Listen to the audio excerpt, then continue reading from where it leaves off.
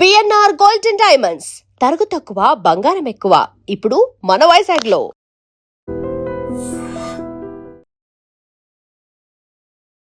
Hi నమస్తే, welcome to ఎడ్రీమ్ media. నేను మీ రొద్దం శ్రీనివాస్. ఇవాల్టి మన స్పెషల్ గెస్ట్ ఎవరో కాదు, ప్రముఖ సినీ నిర్మాత, సామాజిక విశ్లేషకులు తమ్మారెడ్డి భరద్వాజ్ గారు. చాలా విషయాల మీద నిర్మోహమాటంగా ముక్కుసూటిగా మాట్లాడడం ఆయన హాబీ. ముక్కుసూటితనంతో ఆయన ఈ సినిమా ఇండస్ట్రీలో ఏం కోల్పోయారు, ఏం లాస్ అయ్యారు, ఏం తెచ్చుకున్నారు, ఆయన విశ్లేషణలు చూసి ఎవరైనా మెచ్చుకుంటున్నారా, అసలు ఫెడరేషన్ అధ్యక్షుడు ఆయన కార్మికుల కోసం చేసిన సిఫార్సులు కానీ ఏమైనా అమలవుతున్నాయా లేదా, ఇలాంటి అనేక విషయాలను ఇవాళ ఎపిసోడ్లో తెలుసుకుందాం. నమస్తే సార్. సార్, అనేక వివాదాల్లో, అనేక కష్టాల్లో మీరు వాళ్ళకు అండదండగా ఉన్న సందర్భాలు ఎన్నో ఉన్నాయి.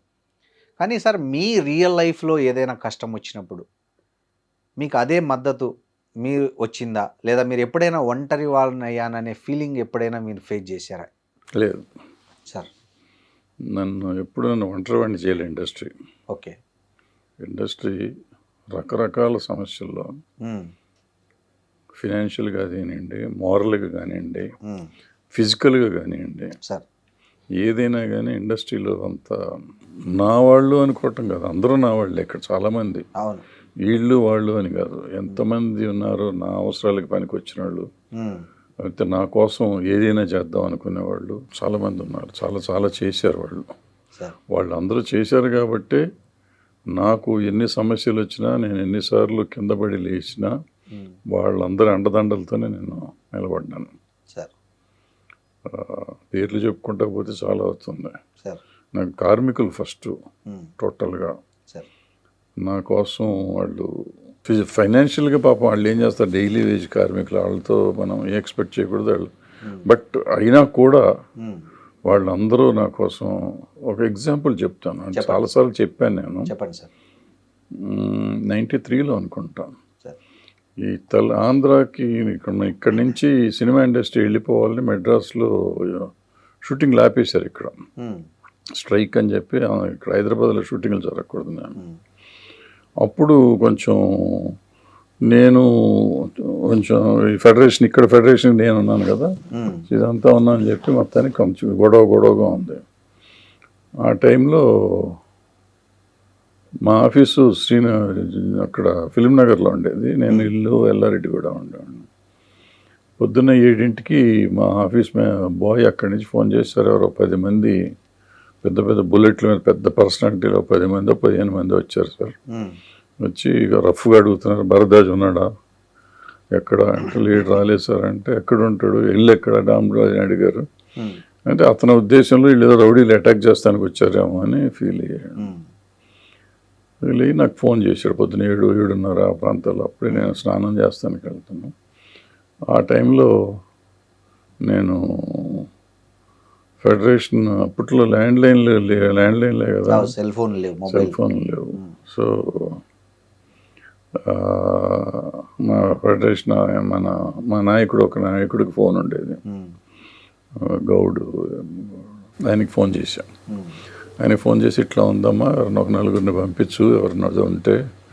పొద్దున్నే ఎవరుంటారు, ఎవరు దొరికితే వాళ్ళు ఒక 4 ఇంటి దగ్గర పంపించు, లేడీస్ పిల్లలు ఉన్నారు కదా, ఏమన్నా అయితే చూసుకుంటాను, నాకు ప్రాబ్లం లేదు కానీ ఒక 4 సేఫ్టీకి పంపించాను అని చెప్పి పెట్టేసి స్నానానికి వెళ్ళాను. స్నానం చేసి బయటకు వచ్చి బట్టలు వేసుకునే లోపు బయట పెద్ద గొడవగా ఉంది. ఏం జరుగుతుంది అని చెప్పి నేను గబాలను బయటకు వస్తే, వీళ్ళు వచ్చేసి అప్పటికి 100-150 మంది వచ్చి జమ అయిపోయారు. 10 మందికి 150 మంది వచ్చారు. అంతలో అసలు ఎక్కడ దొరికారు అతనికి, కమ్యూనికేషన్ చేస్తానికి కూడా లేదు, అప్పుడు ఫోన్ లేవు, మెసేజ్ పెట్టచ్చు, వాట్సాప్ ఏం లేదు. అటువంటిది వచ్చేసారు. అక్కడి నుంచి నేను వచ్చి, నాకు సిగ్గేస్తాను, మా కాలనీలో నేను కొంచెం అగౌరవం అని కాదు, ఇంటి ముందు గొడవ అవుతుంది ఏంటి అని అనుకుంటారేమో అని భయం వేసి సిగ్గేసి, నేను వద్దొద్దు పదండి, నేను ఫెడరేషన్ ఆఫీస్కి వస్తాను పదండి అంటే, లేదు నువ్వు వస్తేనే వెళ్తాం అన్నారు. సరే, అక్కడి నుంచి బయలుదేరు. అక్కడి నుంచి మన ఎల్లారెడ్డిగూడ నుంచి మా ఫెడరేషన్ ఆఫీస్ 2 కిలోమీటర్స్ ఇక్కడ కృష్ణానగర్లో. అక్కడి నుంచి నేను వస్తా అంటే వీళ్ళందరూ వెనక్కి వస్తున్నారు. అక్కడి నుంచి 100 తండోపు జనం పరిగెత్తుకొస్తున్నారు మా ఇంటి కోసం. సరే వెళ్ళిపోయి నేను ఆఫీస్లో కూర్చున్నా, లేడీస్ జెంట్స్ అంతా వచ్చేసారు. 1000 మంది దాకా జమ అయ్యారు. 600-700 మంది పైనే ఉంటారు. ఉండి అంటే నాకు ఇక సిగ్గేస్తుంది, వద్దు వెళ్ళిపోండి ఇక్కడి నుంచి, వెళ్ళిపోండి, నేను ఆఫీస్లో ఉన్నాను కదా, సేఫ్ వెళ్ళిపోండి అంటే లేదు అయ్యే బయటికి రావాలి, లేడీస్ అంతా.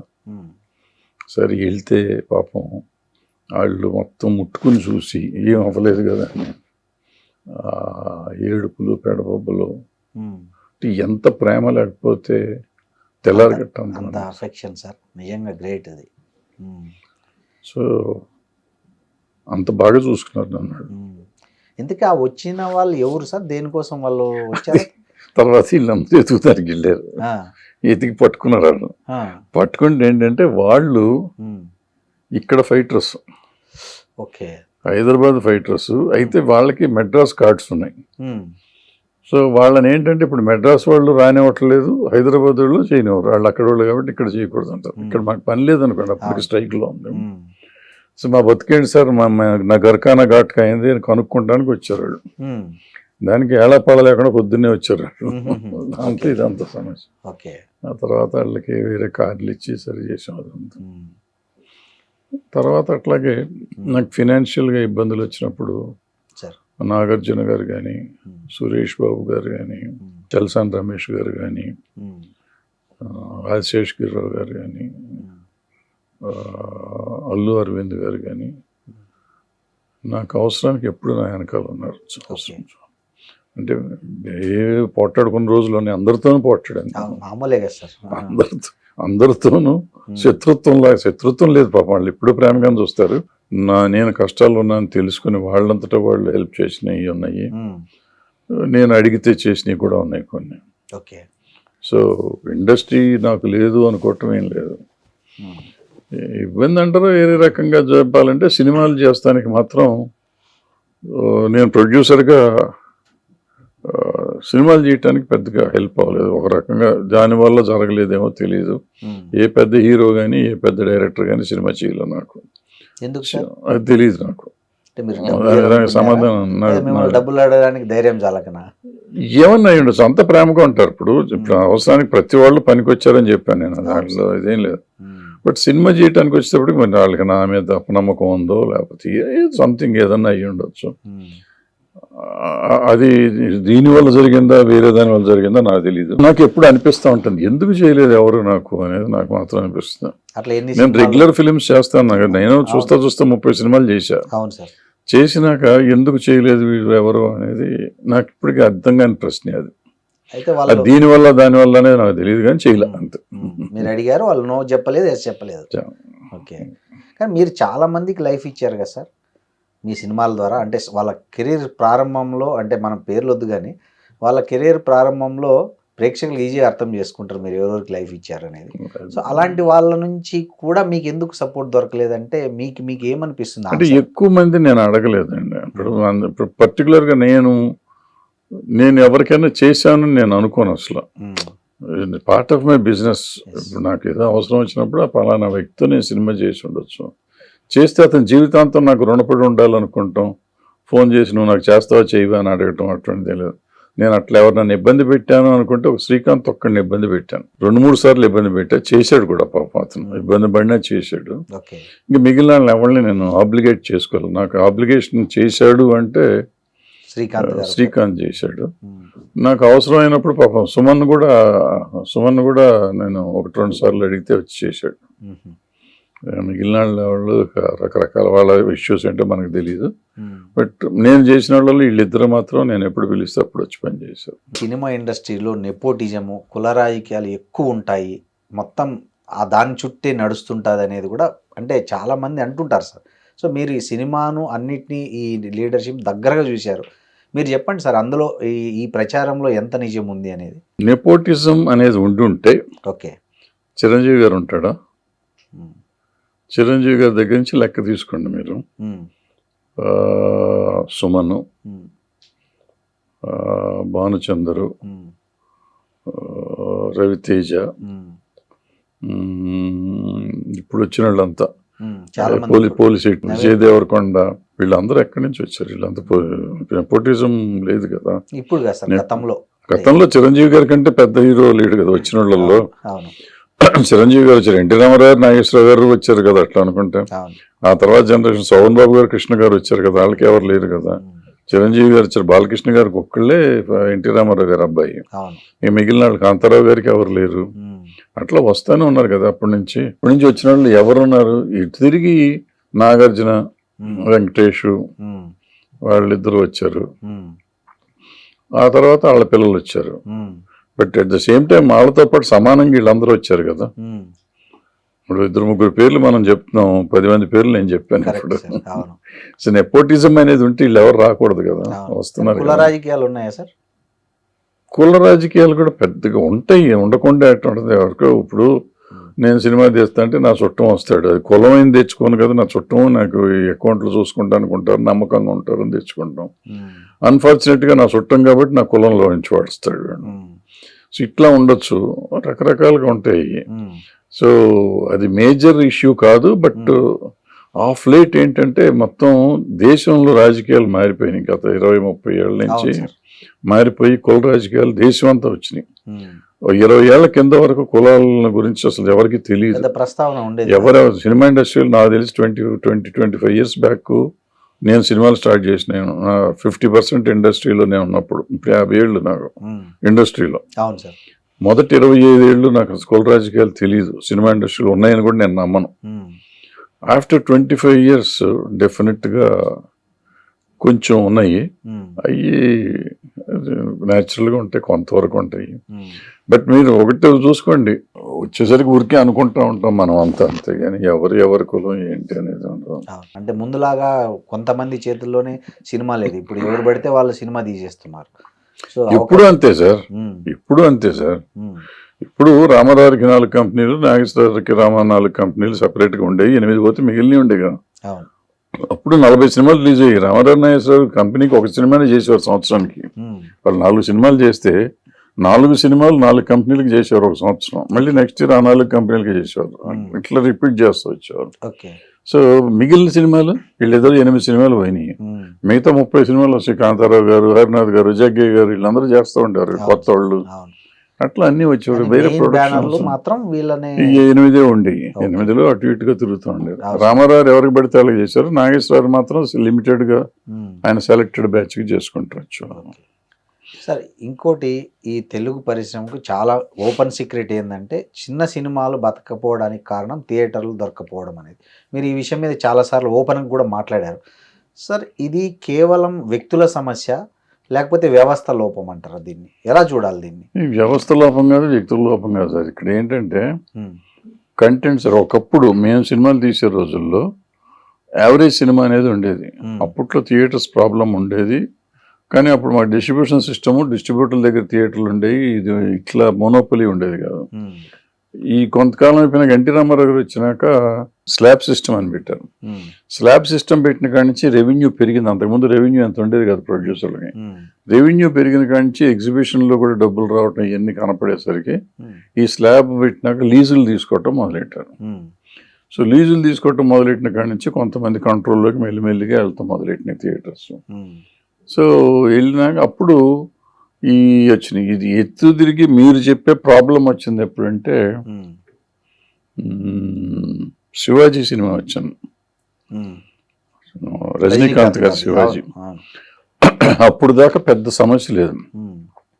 శివాజీ వచ్చినప్పుడు ఏం చేశారంటే మొత్తం ఆంధ్ర రాష్ట్రంలో ఉన్న థియేటర్లు అన్నిట్లోనూ శివాజీ చేశారు ఫస్ట్ టైం. అంతకుముందు ఎట్లా చేసేవారంటే మనకి ఎన్ని ఉంటే అన్ని థియేటర్లు వేసేవాడు.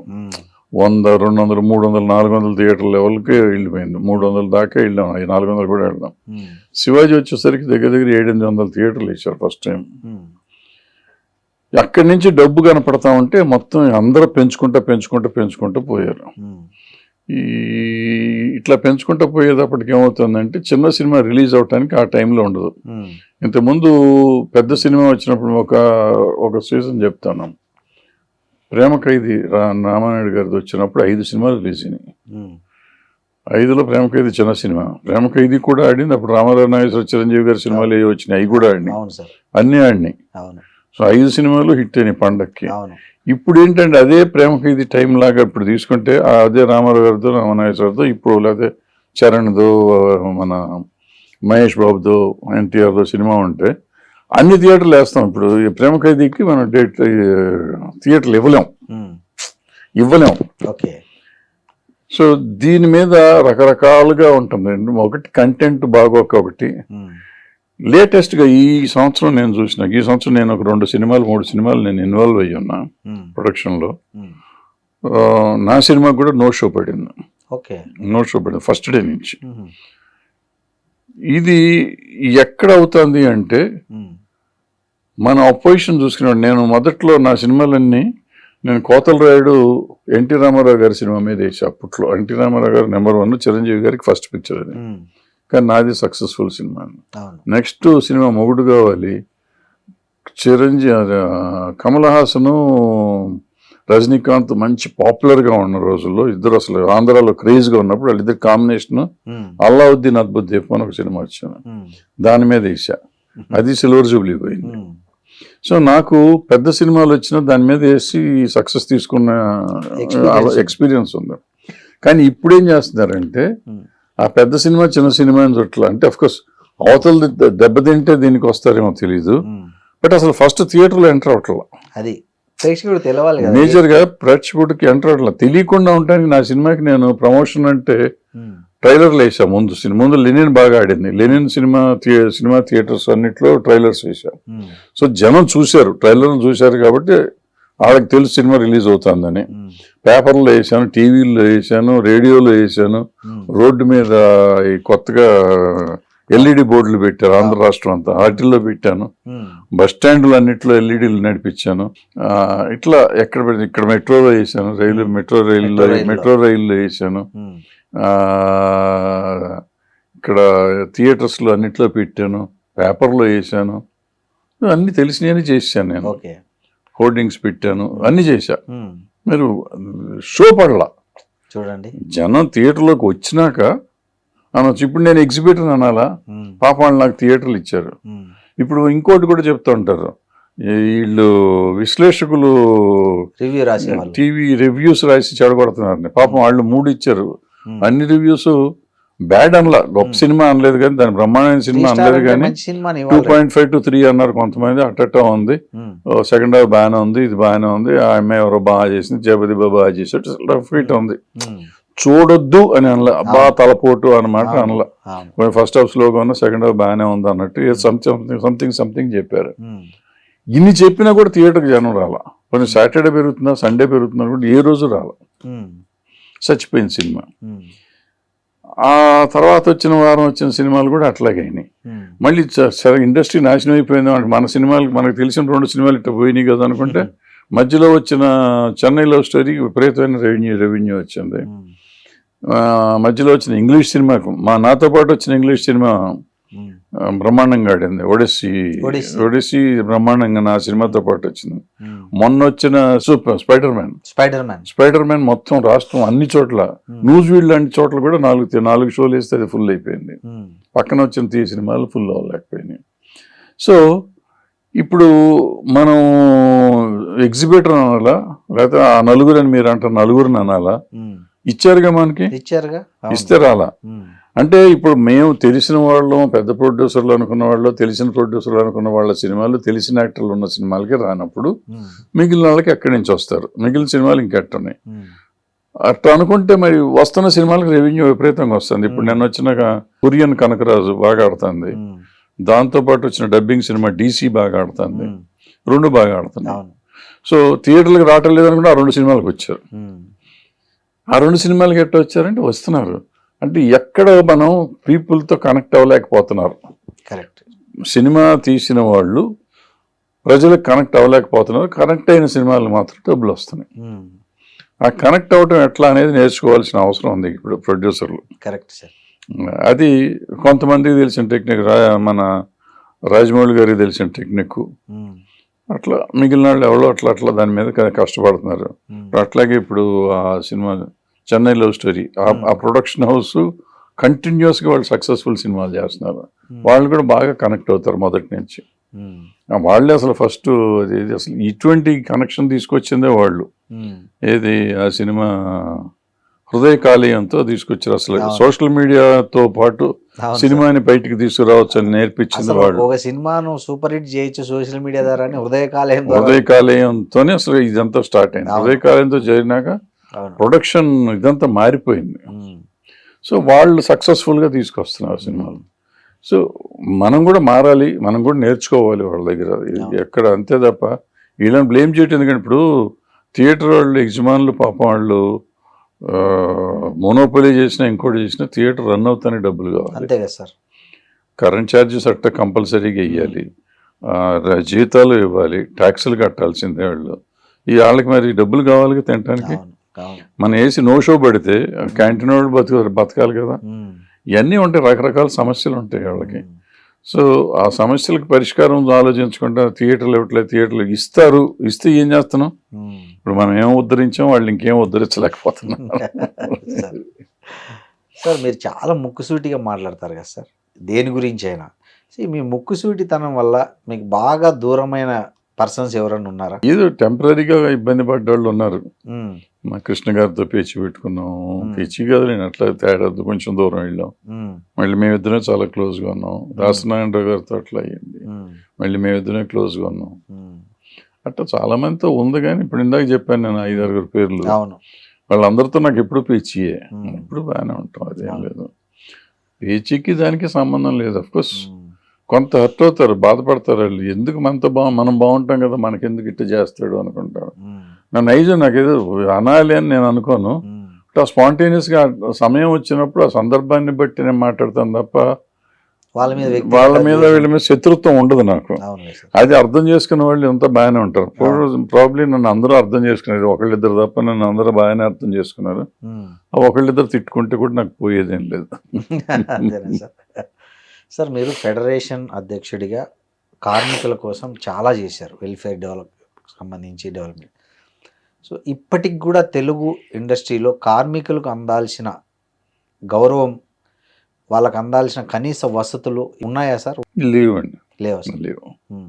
అంటే కనీస వసతులు మేము ఉన్నప్పుడు ఏంటంటేనండి ఎవరికి లేవు. ఓకే. హీరో హీరోయిన్కి కూడా లేవు. వాళ్ళు బట్టలు మార్చుకోవాలంటే చెట్టు చాటుకి వెళ్ళి మార్చుకోవాలి అవుట్డోర్లో. వాళ్ళు టాయిలెట్కి వెళ్ళాలంటే వాళ్ళు చెట్టు చాటుకి వెళ్ళి చేయాల్సిందే. సో వాళ్ళకేం స్పెషల్ లేవు. ఇప్పుడు కార్వాన్లు గీర్వాన్లు వచ్చినాయి.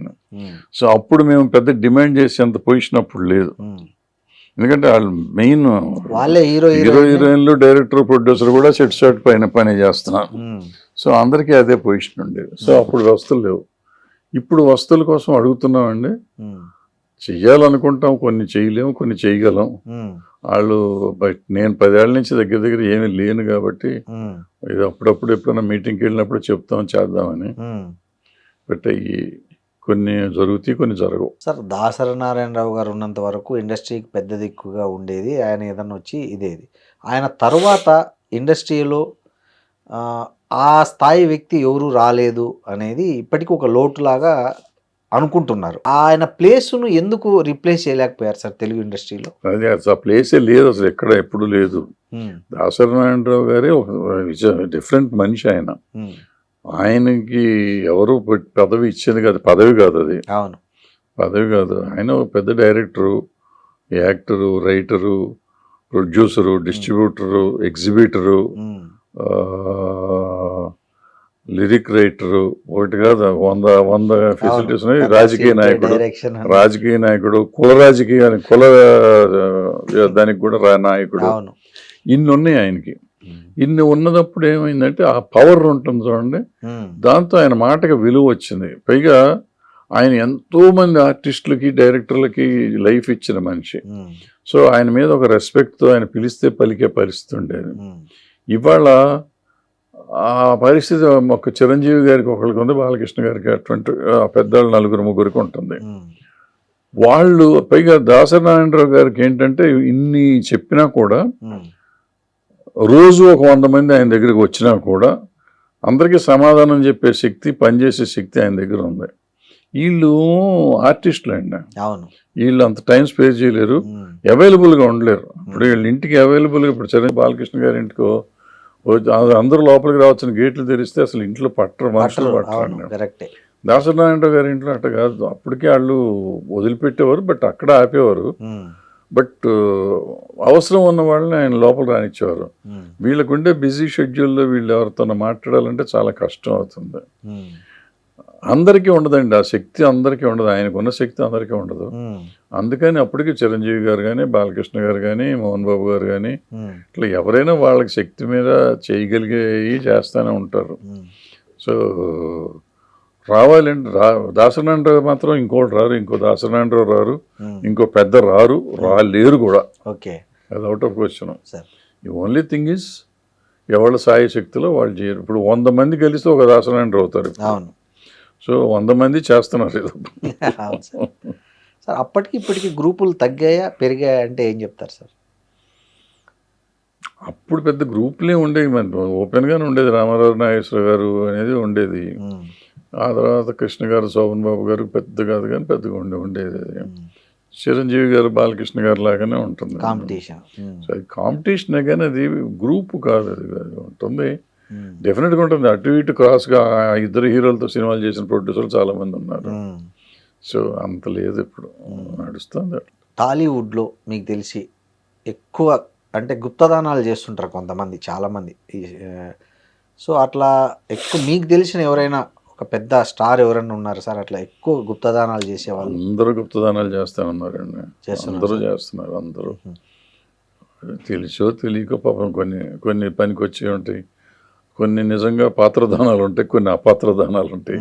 అంటే చాలా మంది అనుకుంటారు వీళ్ళు ఎవరు పిల్లికి భిక్షమయ్యారు అని చాలా మంది అనుకుంటుంటారు. వాళ్ళు అనుకుంటే మనం ఏం చెప్తాండి. ఇప్పుడు అందుకే వాళ్ళకి ఎవరు తెలియకూడదనే ఉద్దేశం. ఇప్పుడు ఇస్తున్నారు అని తెలిసింది అనుకోండి, ఇంటి ముందు లైన్ కడతారు. కరెక్టే సార్. వాళ్ళ పనిగా అవసరం లేని వాళ్ళు కూడా కడతారు. అప్పటికి నాకు తెలిసి చాలా చోట్ల అవసరం లేని వాళ్ళు తెచ్చుకుంటున్నారని నాకు తెలుసు. అంటే ఇస్తున్నాడు కదా, మన నీదేం పోయింది మధ్యలో, నువ్వెందుకు జడగొడతావు అనే టైపు ఒకళ్ళిద్దరు అన్నారు కూడా నన్ను. నీకేమన్నా అవసరమా, ఆయన ఇస్తున్నాడు నేను తెచ్చుకుంటున్నాను అనే టైపులో మాట్లాడుతున్నాను. సో అటువంటిప్పుడు మనకి ఎందుకు వచ్చిన గొడవ, అందుకని వీళ్ళు ఇట్లా సైలెంట్గా ఉండటమే కరెక్ట్ అండి సార్. ఇంకోటి సార్, ఇండస్ట్రీలో చాలా రూమర్స్ వస్తుంటాయి సార్. అవి అట్లాంటి ఒక పెద్ద రూమర్ అని జనం దృష్టిలో వచ్చిన ఒక రూమరు నిజమైన సందర్భం ఏదైనా ఉందా మీకు గుర్తున్నంత వరకు? అంటే అంటుంటారు కదా సార్, వాళ్ళు క్షుద్ర పూజలు చేస్తుంటారు, లేకపోతే ఈ సినిమా హిట్ కావడానికి బలి ఇచ్చారు, ఇట్లాంటివేవో కొన్ని ఇష్టం వచ్చిన రూమర్స్ స్ప్రెడ్ చేస్తుంటారు, చెప్తూ ఉంటారు. అంటే పెద్ద మూడులో ప్రతి సినిమాకి బలి ఇస్తానే ఉంటారు.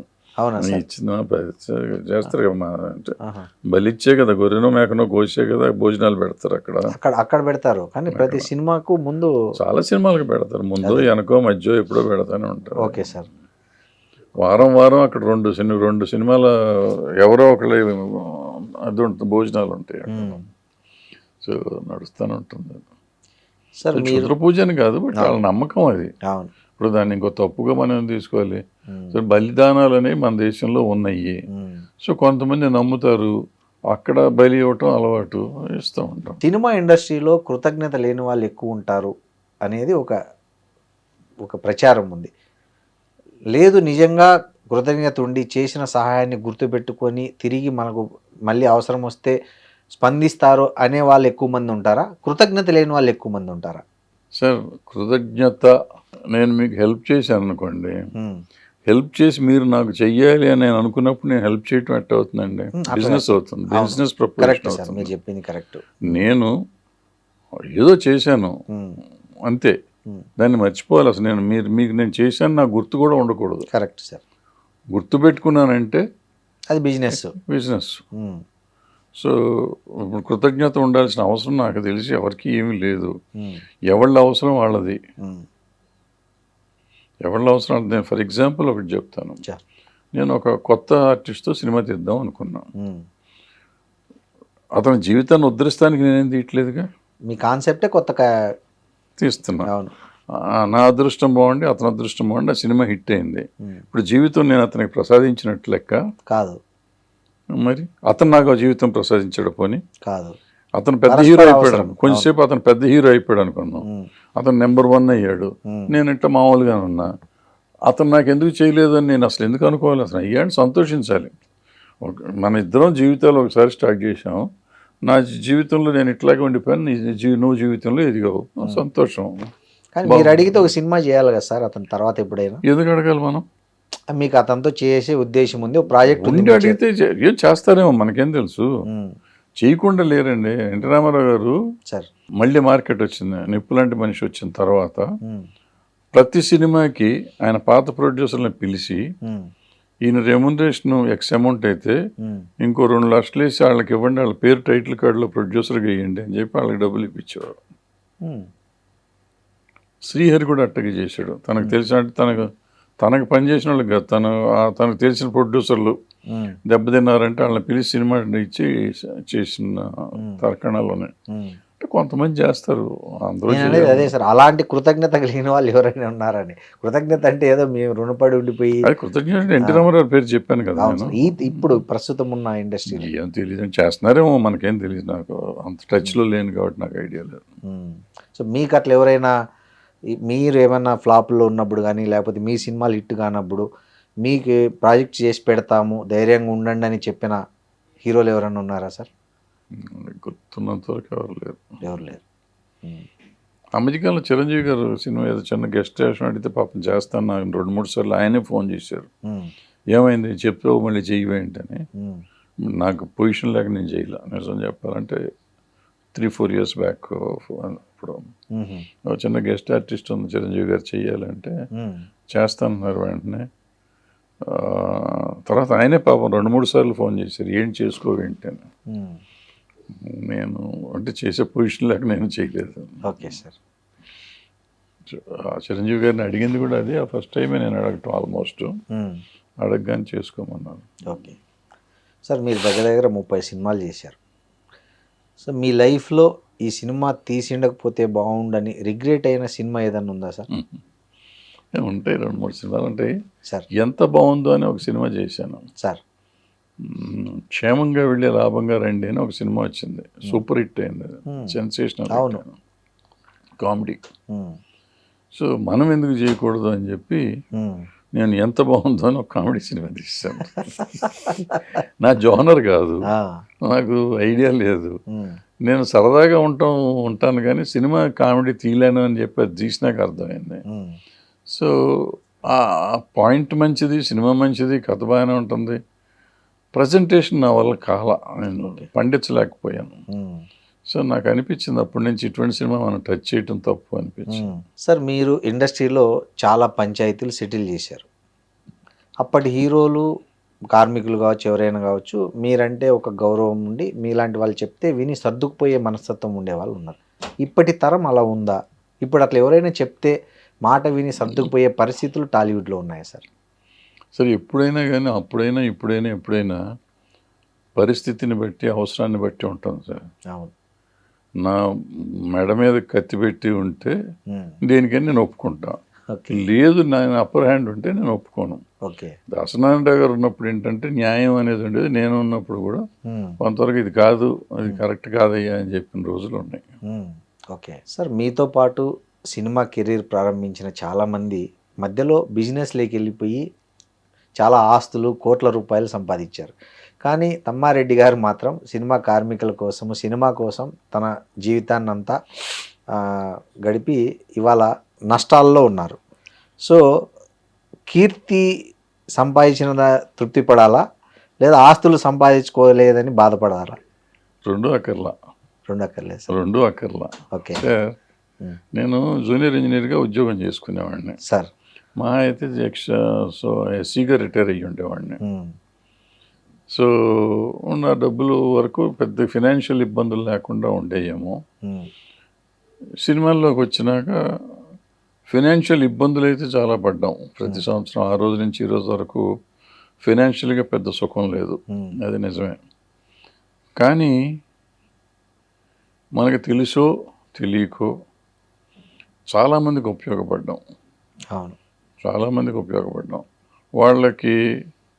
వాళ్ళు ఇప్పటికి కూడా ఎక్కడన్నా కనపడితే గబుక్కుని, సార్ మీరు నాకు ఎవరు గుర్తులేరు, ఎక్కడ ఎవరో కనపడి, సార్ మీరు నాకు అప్పుడు ఎక్కడ ఉద్యోగం ఇప్పించారు సార్, లేకపోతే నన్ను ఇంట కెమెరామెన్ చేశారు సార్, లేకపోతే నన్ను ఏదో చేశారు సార్, నాకు వేషం ఇచ్చారు సార్ అని ఏదో చెప్తూ ఉంటారు. సో ఇదైతే చాలు కదా తృప్తి. ప్లస్ ఇంకోటండి, మనిషికి ఎంత కావాలి? పిల్లలు బాగుండాలి, నేను బాగుండాలి. ఇవాళ బతుకుతున్నాం, అవును. శుభ్రంగా ఉన్నాం, ఏదో అడుక్కుదేంట్లేదు, రోజు ఇంటింటికి వెళ్ళి డబ్బులు అడుక్కునే పరిస్థితుల్లో లేవు, అవును. బాగానే ఉన్నాము.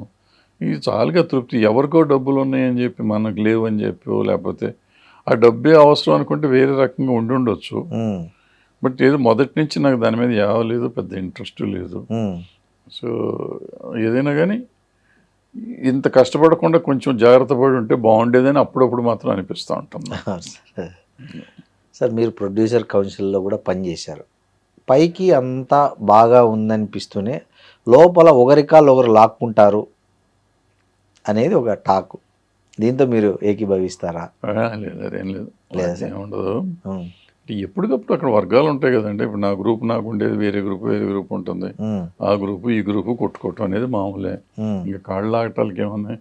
గెలిస్తే ఆ గ్రూప్ గెలుస్తుంది, లేకపోతే ఈ గ్రూప్ గెలుస్తుంది. అవును. ఇంకేముంటుంది దాంట్లో లాక్కోవటాలు. ఇంకో కామెంట్ చేశారు సార్ మీరు గతంలో, హీరోలు 100 కోట్లు రెమ్యునరేషన్ తీసుకుంటున్నారు, దీనివల్ల ఆ సినిమా ఏదైనా అటు ఇటు అయితే నిర్మాతలు ఇబ్బంది పడుతున్నారు ఆర్థికంగా అని చెప్పారు. కానీ అలాంటి నిర్మాతలే హీరో కాల్ షీట్ ఇస్తే ఎవరైతే నష్టపోయిన హీరోతో కాల్ షీట్ ఉందంటే నో అని చెప్పలేని పరిస్థితిలో ఉన్నారు. అంటే ఇక్కడ తప్పు నిర్మాతదా హీరోదా? నిర్మాతేనండి, హీరోది కాదు. ఇప్పుడు నాకు తెలిసి హీరోలు ఎవరు నాకు డబ్బులు ఇంత పెంచండి అని ఏదో ఒక స్టేజ్లో వాళ్ళు డబ్బులు తగ్గించి వెనక్కి ఇచ్చిన రోజులు ఉన్నాయి. లేకపోతే మనం ఇవ్వలేని పరిస్థితి వస్తే తగ్గించుకున్న రోజులు చాలామందికి ఉన్నాయి. ఇప్పుడు కూడా మనమే వాళ్ళు ఫ్లాప్ ఇచ్చినాక వెళ్ళి ఇంకా నీకు ఎక్కువ ఇస్తానని చెప్పి వెళ్తాను మనవాళ్ళు వెళ్తున్నారు నిర్మాతలు. సో తప్పు నిర్మాతల్లో ఉంది తప్ప వాళ్ళల్లో ఏం లేదు. సో నిర్మాతలే అవగాహన లేకుండా పోయారు. బట్ ఇప్పుడు సైకిల్ తిరుగుతుందండి, ఇవన్నీ మామూలే, రొటీన్ అవుతూ ఉంటాయి, తిరుగుతాయి, మళ్ళీ వెనక్కి వస్తాయి. సార్ మీకు అట్లా ఎవరైనా రిటర్న్ ఇచ్చారా సార్? మీ సినిమాల్లో ఎవరైనా మీకు అట్లా? ఆ రోజు చక్రవర్తి డబ్బులు తెచ్చి ఇచ్చాడు నాకు. జేడి చక్రవర్తి. ఏ సినిమాకి సార్? సూర్య అని ఒక సినిమా చేశాను. ఓకే. సూర్య అని సినిమా చేశాను. చేస్తే రిలీజ్ కాకముందే వాడితో నేను మాట్లాడే ఇది కూడా లేదు. అంటే సినిమా కంప్లీట్ అయిపోయినాక చాలా డిఫరెన్స్ వచ్చింది నాకు అతనికి. నేను ప్రొడ్యూసర్ని, డైరెక్టర్ని కాదు దానికి. బాగా ఇదిగా ఉంది, కొంచెం ఇదిగా ఉన్నా. సడన్గా ఒక రోజు వచ్చాడు ఇంటికి, వచ్చి గబుక్కున్న సినిమా ఎల్లుండి రిలీజ్ అనగా పేపర్లో యాడ్ వేస్తానికి కూడా డబ్బులు లేవు మన దగ్గర. తెచ్చి ఒక అమౌంట్ తెచ్చి చేతిలో పెట్టి, అన్నయ్య నువ్వు చెయ్యన్నయ్య అని చెప్పి. నాకు ఉన్న ఈ 50 ఏళ్ళలో అతను ఒక్కడే.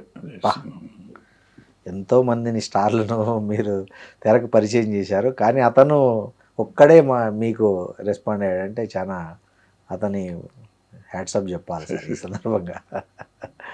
ఏమనిపించింది సార్ అప్పుడు మీకు? అంటే అతనితో గొడవ ఉన్నప్పటికీ అతను మీకు? నాకు సున్నితం అండి, నేను ఆ కళ్ళెమ్మటి నీళ్ళు వచ్చేసినాయి ఆ టైంలో. సో గొడవపడ్డ వ్యక్తి, మీకు అసలు మాట్లాడని వ్యక్తి మీకు ఆ రూపంలో తిరిగి ఇవ్వడం అనేది ఊహించిండ్రు కదా సార్ మీరు? ఊహించలేదు, అడగలేదు. మీరు అడగరు, మాట్లాడుకునే టైం కూడా మాట్లాడుకోం కదా, అడుగుతానికి ఏమంటాం. ఇటువంటి మూమెంట్స్ చాలా ఉన్నాయండి, చెప్తా అంటే ఒక్కోటి అనుభవాలు. గొడవ పెట్టుకున్న వాళ్ళు ఉన్నారా సార్ మీతో, అది చెప్పినంత తీయలేదు అని? పెద్దగా లేరు, ఉన్నారు, ఎందుకు లేరు. సినిమా అటర్ ఫ్లాప్ అయినా మాకు సంబంధం లేదు, మా డబ్బులు మాకు ఇవ్వాల్సిందే అంటే సినిమా రిలీజ్కి ముందేనండి పేచీలేని. సినిమా రిలీజ్ అయినాక మా అడిగినా మనం ఇవ్వలేం కదా. అవును. సినిమా ఫ్లాప్ అయితే ఎక్కడి నుంచి తెచ్చిస్తాం, అవన్నీ ఇవ్వలేం కదా. సినిమా రిలీజ్కి ముందు గట్టిగా ఉండి అడిగిన వాళ్ళు ఉన్నారు, ఇవ్వగలిగినంత ఇచ్చాము, ఇవ్వలేకపోతే ఇవ్వలేదు. పెద్దవాళ్ళు ఉన్నారా సార్ ఆ అడిగిన వాళ్ళలో? పెద్దవాళ్ళు అసలు మనకు సినిమాలు చేయలేదు కదా, ఉన్నాళ్ళు. ఎందుకులేండి పేర్లు ఊర్లు, నాకు అయిపోయింది కదా సార్. Thank you sir.